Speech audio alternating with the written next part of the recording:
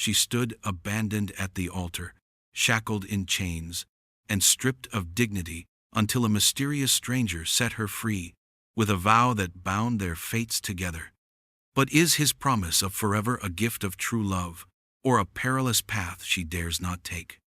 The chapel of Ashthorne Crossing smelled of dust, old hymnals, and wilted prairie roses. Wooden pews creaked beneath the weight of townsfolk who had gathered not for worship but for spectacle. Sunlight streamed through the warped glass panes, slicing across the altar where Seraphine Vale stood, with her wrists bound in iron. The chains were not ceremonial.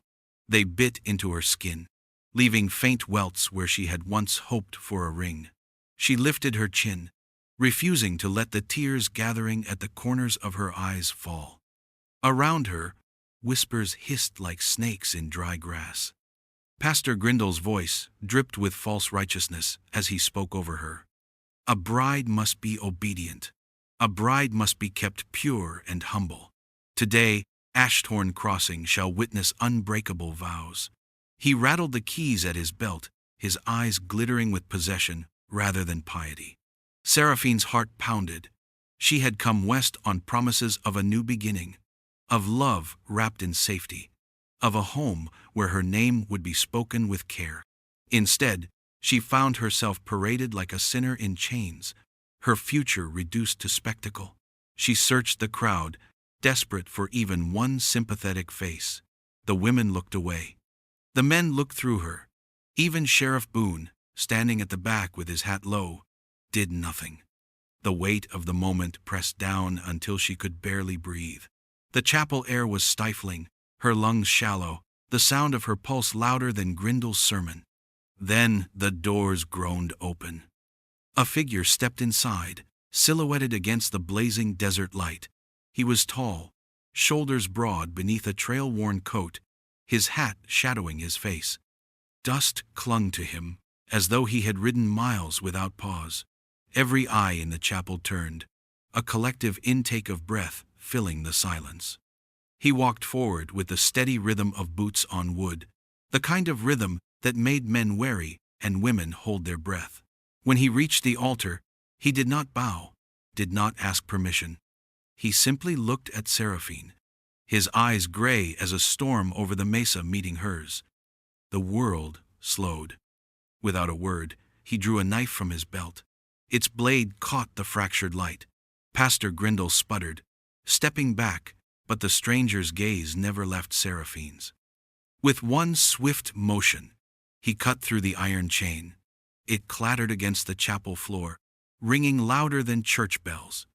Seraphine gasped, not from fear, but from something sharper hope, sudden and terrifying. The stranger extended his hand, his voice low, gravelly, carrying more promise than Grindle's entire sermon. "Walk with me forever." A murmur rippled through the crowd, outrage and awe blending together.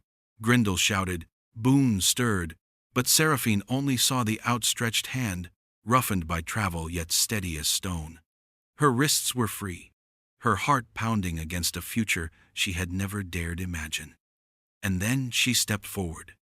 If you've ever seen one moment change everything, wait until you see where Seraphine's first step takes her. Gasps and angry mutters followed Seraphine as she placed her hand in the stranger's. The broken chain lay gleaming at her feet, a reminder of what she had been and what she no longer was. Together, they walked down the aisle, the air thick with disbelief. Pastor Grindle sputtered behind them, his voice cracking with fury. "This is blasphemy! She belongs at this altar! Stop them!" But the townsfolk hesitated.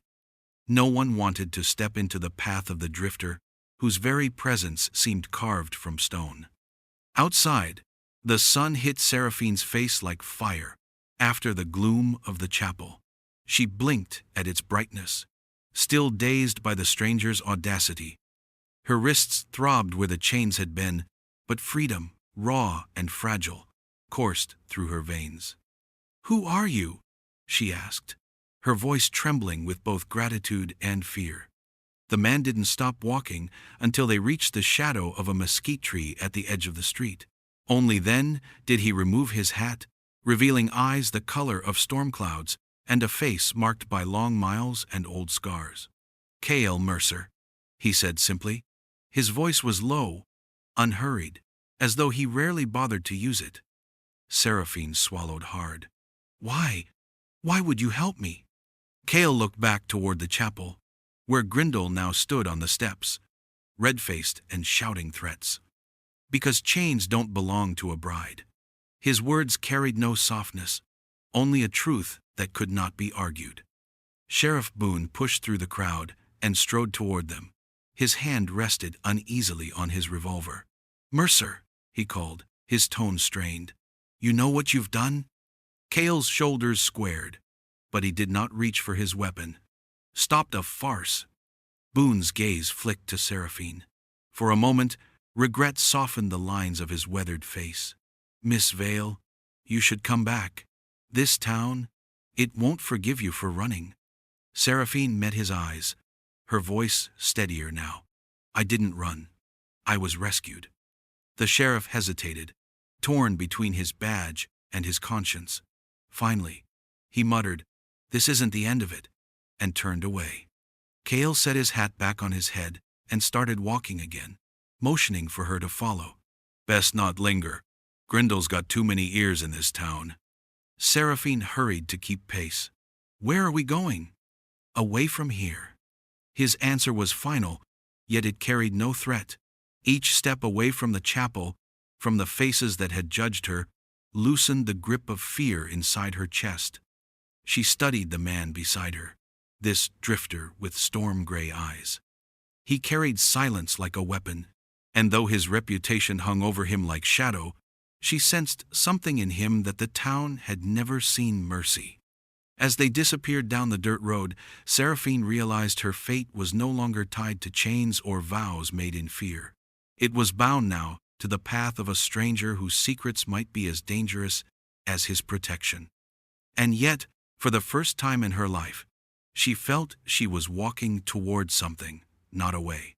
By the time Cale and Seraphine returned to the main street, the townsfolk had spilled from the chapel. Their stares followed her like arrows, sharp with judgment and whispered contempt. The once bustling street seemed to hold its breath. Shopkeepers frozen in doorways, mothers clutching children closer as though she carried plague. Seraphine straightened her back. She had been humiliated enough in her life. She would not let them see her shrink again. Still, every step burned with shame. She heard the women murmur words meant to wound. Disobedient, unfit, a cursed bride. The men's mutters were harsher, spitting on the ground as Cale passed, one calling him outlaw trash. Cale ignored them all. His gaze stayed fixed ahead, his stride unbroken, though the hand hovering near his revolver warned he was ready if the insults turned to action. They reached the livery, where Seraphine's meager belongings had been kept. The stable hand hesitated before handing them over, eyeing Cale as though the drifter's shadow might stain him. Seraphine clutched the bundle to her chest, the last scraps of her old life reduced to a single bag. "Where will we go?" she asked, as Cale led her toward the edge of town. He glanced back, the brim of his hat casting his eyes into shadow. "There's a place west of here. Empty ranch house. Been rotting since its owner passed. You'll have a roof. Better than waiting for Grindel to tighten the chains again." His words offered no comfort, only practicality. But to Seraphine, they were a lifeline. She nodded, following him out past the last buildings, where the land stretched open and unforgiving. Behind them, Ashtorn Crossing seethed. Pastor Grindel stood on the chapel steps, rallying the faithful with fiery words about defiance and sin. Seraphine didn't need to hear the sermon to know her name was now cursed in that town. She would be the story whispered for years, the bride who shamed the altar. But as the sun dipped lower, casting long shadows across the desert, Seraphine began to see the exile, not as punishment, but as freedom. The canyon winds tugged at her hair, and the sky widened above her, endless and unclaimed. By nightfall, they reached the abandoned ranch Cale had spoken of. Its fence leaned with age, the barn's roof sagged, and the house itself bore the marks of storms and neglect. Yet when Seraphine stepped onto the porch, she felt a strange kinship with the place, weathered, scarred, but still standing. Kael pushed the door open with a boot. Dust motes swirled in the lantern light as he set her bag down. "It ain't much," he said, "but it's yours if you want it." She looked at him, this stranger who had severed her chains without asking for anything in return. "And if I don't?" Kael met her gaze, steady and unreadable. "Then I keep walking. The choice is yours now." For the first time in years, Seraphine realized the weight of her decisions rested in her own hands. She stepped inside, leaving the town's scorn behind with the dust. The abandoned ranch house creaked in the night wind, its shutters tapping against weathered boards. Inside, the air was thick with dust and silence. Seraphine lay awake on a cot Kael had fashioned from a blanket and old wood slats, her mind restless with questions. Who was this man who had broken her chains? Why risk himself for a stranger? The fire in the hearth crackled, throwing shadows across Kael's face as he sat sharpening his knife. He looked more like a sentinel than a savior, broad-shouldered, guarded, and carved by hardship. Finally, Seraphine spoke, her voice tentative. "You've done more for me than anyone ever has, yet I don't know a thing about you." Kael didn't look up. "It doesn't matter." "It matters to me," she pressed. "The town fears you. They whispered your name like it carried a curse." "Who are you, Kael Mercer?" The rhythm of the whetstone slowed. For a long moment, only the fire filled the silence. Then, with a sigh that sounded like surrender, Kael set the knife down. "Used to ride with a band of men, called themselves free spirits, but they were just thieves with fancy words. We took from ranches, coaches, and banks. I thought it meant something." His gaze turned distant, clouded with memory. "But greed eats loyalty. Betrayal comes easy when gold's on the table." Seraphine studied him, catching the flicker of pain in his storm-gray eyes. "What happened?" "Lost everyone I trusted. Lost more than I care to speak of. Sheriff Boone knows it. That's why he watches me like a hawk. To him, I'll always outlaw trash." The bitterness in his tone was sharp, but beneath it, Seraphine heard something else. Regret. "You're not the man they say you are," she said softly. "Not anymore." Kael's jaw tightened. "You don't know me well enough to say that." "Then let me." Her words lingered, fragile but firm. Kael didn't answer, yet his silence seemed less like dismissal and more like hesitation, as though he hadn't heard kindness in years. The following day, Seraphine busied herself with the ranch house, sweeping out years of neglect, mending torn curtains, coaxing life back into the hearth. Kael worked outside, patching fence posts, moving with a quiet efficiency that betrayed long familiarity with hard labor. When evening came, she found him by the corral, watching the desert bleed into crimson twilight. His hand rested on the weathered wood rail, his expression unreadable. "You could have kept riding," she said, stepping beside him. "Why stop for me?" Kael's gaze stayed fixed on the horizon. "Sometimes you see something you can't walk past." The admission startled her, not for its words but for the weight behind them. She felt it settle between them, a truth unspoken yet undeniable. In that moment, Seraphine understood. Kael Mercer was a man haunted by echoes of the past, but perhaps also searching for a reason to silence them. And she wondered if she might be part of that reason. The days that followed settled into a rhythm, though nothing about Seraphine's new life felt ordinary. At dawn, Kael worked the fences and tended to the lean patch of land that still clung to life. Seraphine followed, learning the ranch's demands through blistered hands and stubborn will. She had never held a shovel, never mended a fence line, but under Kael's quiet instruction, she learned. He showed her how to mount a horse properly, how to keep her balance when the animal shifted beneath her. At first, she wobbled, sliding off into the dust, but each time she fell, she rose again. Kael offered no coddling words, only a steady hand to set her right. By the third day, she rode across the corral with her back straight and her chin lifted, pride swelling in her chest. "You're a quick study," Cale remarked one evening as he untacked the horses. Seraphine smiled faintly. "Necessity makes for good students. I can't afford to be helpless anymore." The words carried more truth than she intended. Cale glanced at her, his storm-gray eyes softened by a flicker of understanding. When he taught her to fire a revolver, she hesitated, the weight of the iron heavy in her palms. Memories of chains and sermons pressed against her, whispering that women were not meant for such power. Cale corrected her grip, his hands steady over hers. "Don't think of it as power," he said. "Think of it as a choice. No one puts chains on you again unless you allow it." Her first shot cracked the silence of the canyon. The bullet struck just shy of the target, splintering wood. She lowered the revolver, her pulse racing, not from fear, but from exhilaration.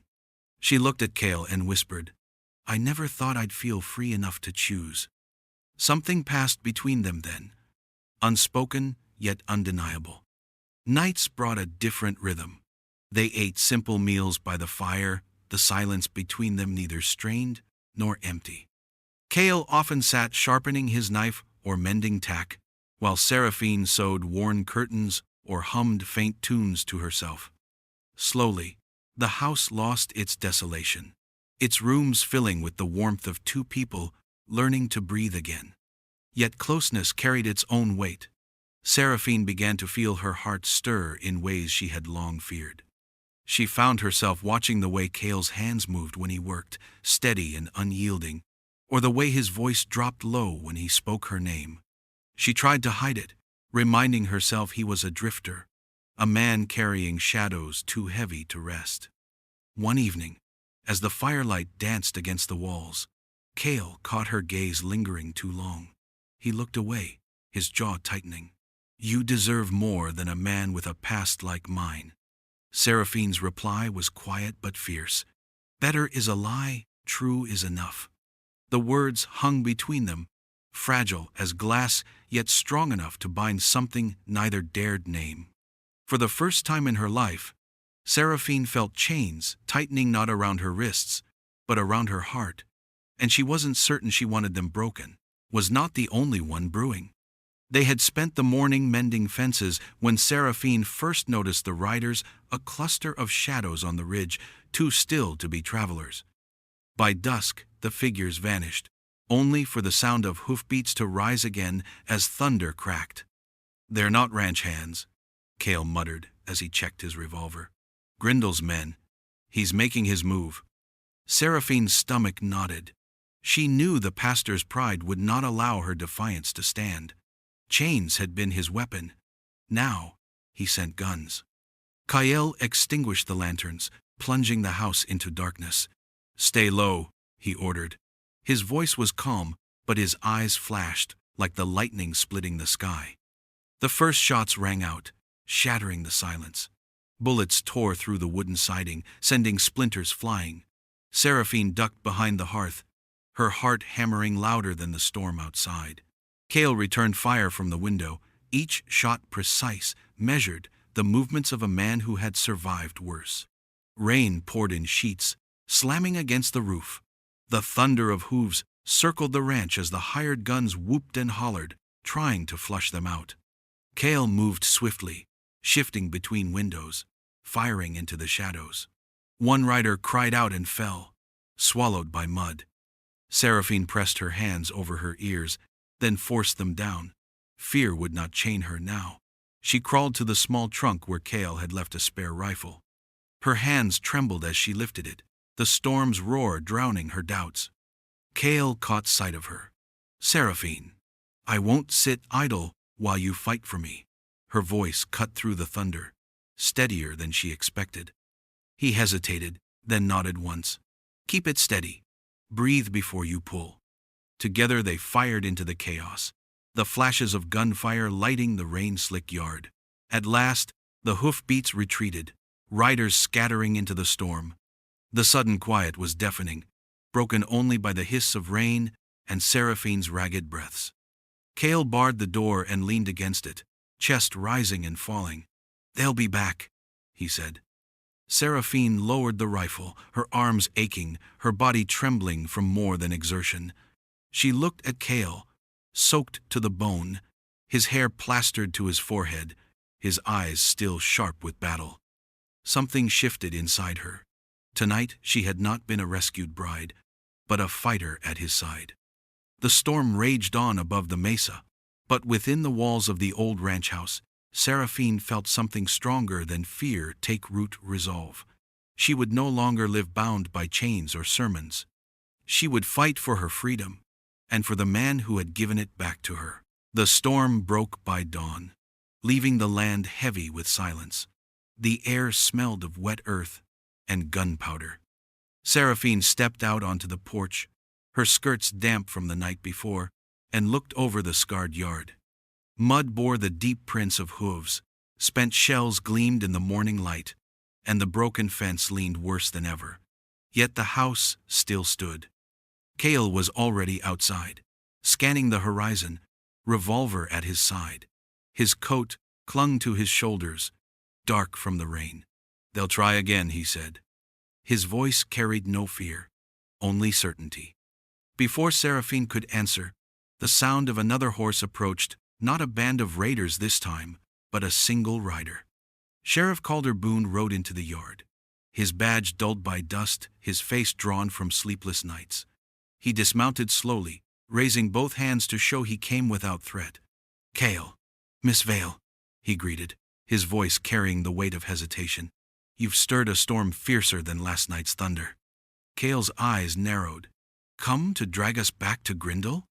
Boone shook his head. "Grindle's been on my back since the chapel. He wants your head on a pike and Miss Vale chained tighter than before. But I've had enough of serving that man's pride." Seraphine folded her arms, uncertain of his sudden shift. "Then why come here?" Boone's shoulders sagged, a lawman's authority replaced by a man's regret. "Because I've stood by too long. I've watched him bleed this town with false sermons and backroom deals. Folks fear him more than they respect him. I swore an oath to uphold justice, but all I've upheld is silence." Cale's hand hovered near his revolver, mistrust etched in every line of his face. "And now you want to ease your conscience?"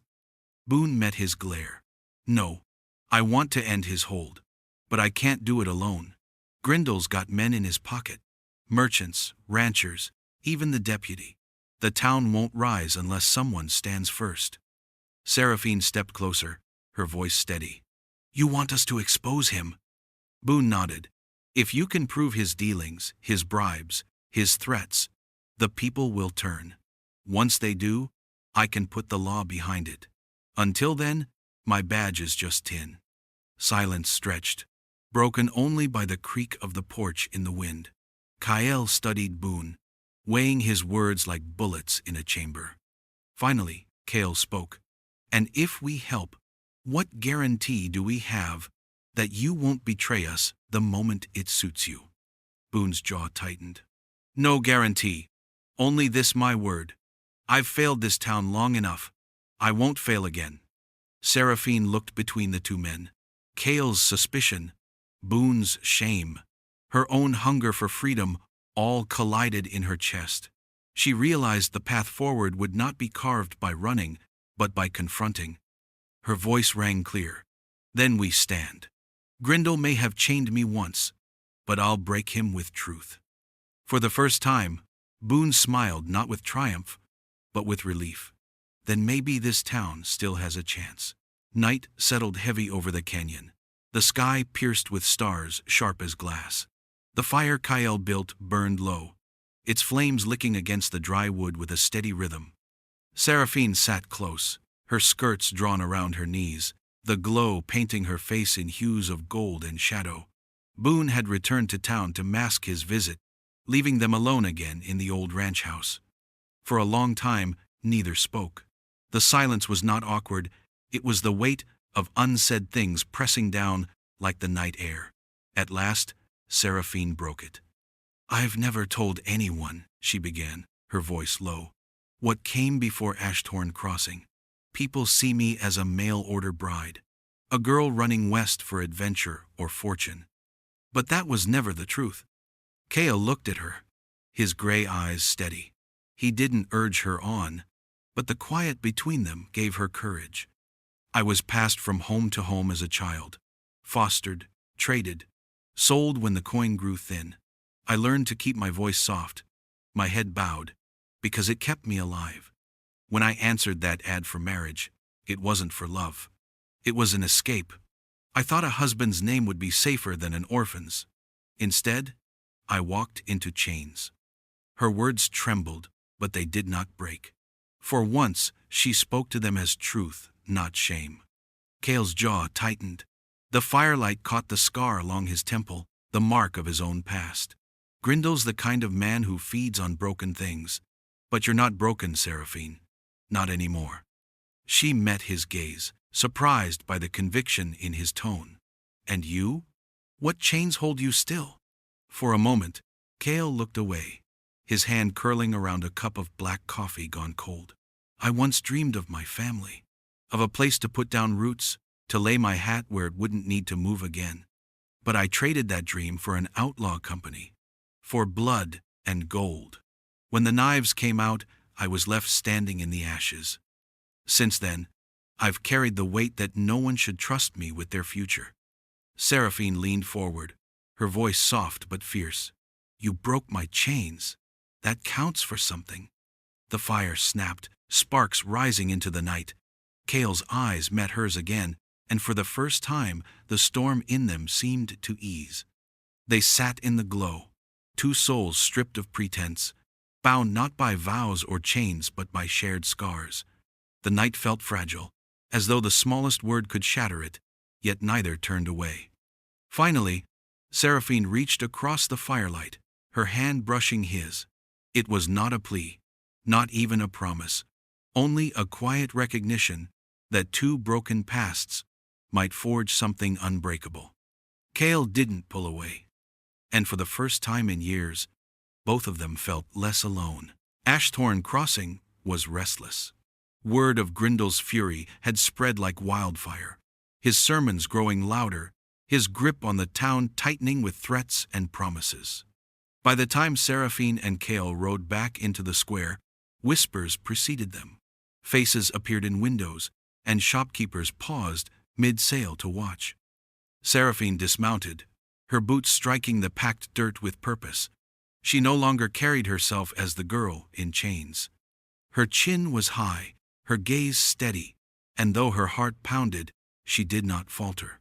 Cale stepped beside her, silent as ever, his presence a wall against the crowd's unease.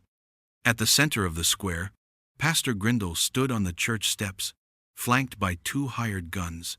His voice rang with false righteousness. Here comes the runaway bride, the harlot who spat on vows and defiled the house of God, and her outlaw protector. The crowd murmured, torn between fear and doubt. Seraphine's throat burned, but she raised her voice so all could hear. I was never his bride, I was his prisoner. Gasps rippled. Grindel sneered, waving the keys that had once bound her. Lies! You begged for a husband. I offered you salvation. This drifter has poisoned you. Seraphine stepped forward, her voice gathering strength. I begged for freedom. You used God's name to chain me. You stole from this town, demanded tithes while you filled your pockets. You called it salvation, but it was slavery. The square erupted in whispers. Sheriff Boone appeared, his badge gleaming in the sun, hand resting on his revolver. Enough, Grindel. Folks deserve to hear the truth. Grindel's face flushed crimson. He motioned to his guns, but Cale's revolver cleared leather faster than a blink. One man froze. The other dropped his weapon at the promise in Cale's eyes. Don't, Cale growled. Boone faced the crowd, his voice ringing clear.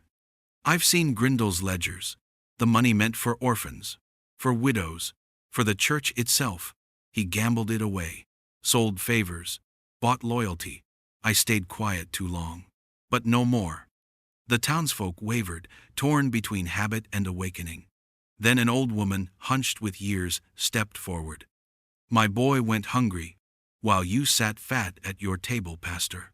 Others joined her, voices rising, anger sharpening into courage.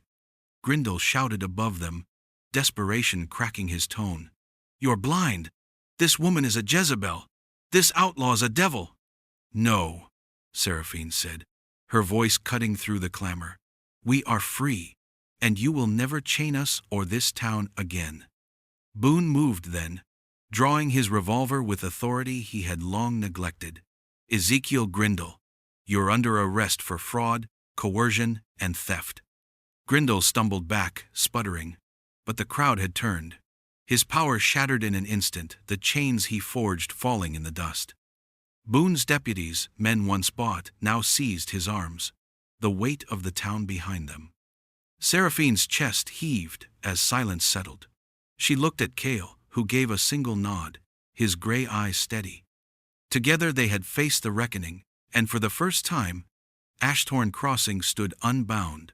The weeks that followed Pastor Grindal's fall reshaped Ashthorne Crossing. The church doors stood open again, not to echo sermons of fear, but to offer shelter and food, bought with honest coin. Boone worked day and night to restore the law's dignity, walking the streets with his badge no longer dulled by shame. The townsfolk, once cowed, began to lift their heads, speaking freely, their burdens lighter. But for Seraphine, freedom was not measured in sermons, silenced or chains broken. It was in the quiet mornings at the ranch, where the sun rose over canyons wide and wild. She would wake to the smell of coffee brewing, Cale already outside tending to the horses. The house that had once sagged in neglect now pulsed with life. Fresh curtains in the windows, flowers growing in the yard, and laughter hers woven into its walls. She had thought herself destined for captivity, traded like cattle. Now she carried buckets of water with steady arms, learned the creak of the porch under her bare feet, and rode across the mesa with the wind in her hair. Each day, she discovered a part of herself that had never been allowed to exist. Cale remained as quiet as the desert nights, but Seraphine came to understand his silences. They were not walls, but wounds, and she found herself tending them as carefully as she mended the house. Slowly, his edges softened. She caught him watching her with a tenderness that startled even him, and when she laughed, he did not look away. One evening, the town gathered at the ranch with lumber, tools, and seeds. "You gave us back our voices," one man said as he handed her a hammer. "The least we can do is help raise yours." Together they repaired the barn, planted a garden, and painted the porch white. Seraphine stood back, overwhelmed by the sight of neighbors who once whispered scorn now offering their hands in friendship. When the work was done and the stars crowned the sky, Cale led Seraphine to the porch. The house gleamed in the moonlight, reborn.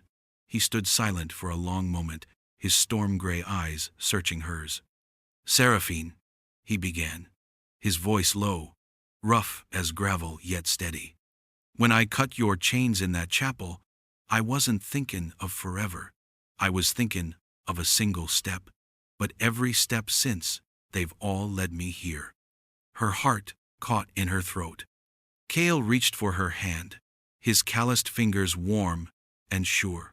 "Walk with me forever. Not as a prisoner freed, not as a drifter's companion, but as my partner, my equal, my home." Tears blurred her vision, but they were not of sorrow. They were of a joy so fierce it felt like fire. She smiled through them, her voice steady. "Yes, forever." The chains of her past were gone, scattered like dust across the desert. What remained was choice hers, and she chose him. Together, they stood on the porch of their rebuilt home, the vast sky stretching endless above them, the future wide and unclaimed. If you thought her first step was brave, wait until you see where the trail leads next.